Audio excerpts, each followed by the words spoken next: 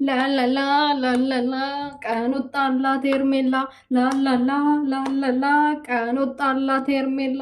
ዛሬ እንግዲህ ከአንድ ዓመት በኋላ ሄርሜላ ቀን ወጣላት። የሴትነት ወጉ ደረሳት። የትኛው ነው የሴትነት ወጉ ደረሳት ያልኳችሁ?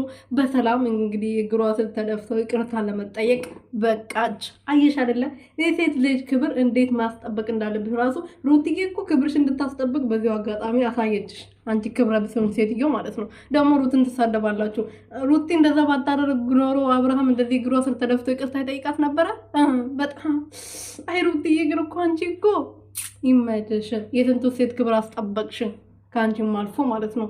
እቺ ክብር ምን እንደሆነ ማታቅ ራሱ ክብር እንድታገኝ አሳይሻት፣ መንገዱን ከፈትሻላት።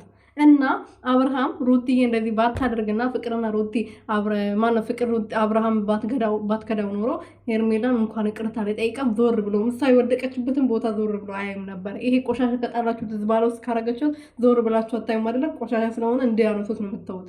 እና ሄርሜላም ለአብርሃም እንደዛ ነበረች።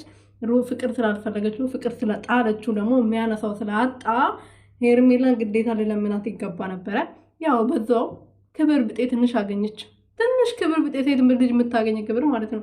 ሰላም ሰላም ቤተሰብ እንዴት ናችሁ? ደህና ናችሁ? ሁሉ ሰላም ለማን? እኔ በጣም ደህና ነኝ፣ እግዚአብሔር ይመስገን። ይሄ ሙቀት እንደዚህ ክስት አድርጎ ጥንጥዬ ልጅ አድርጎኛል። አወራችሁ የወራ ነገሩ ትንሽ መሆን ጥሩ ነው።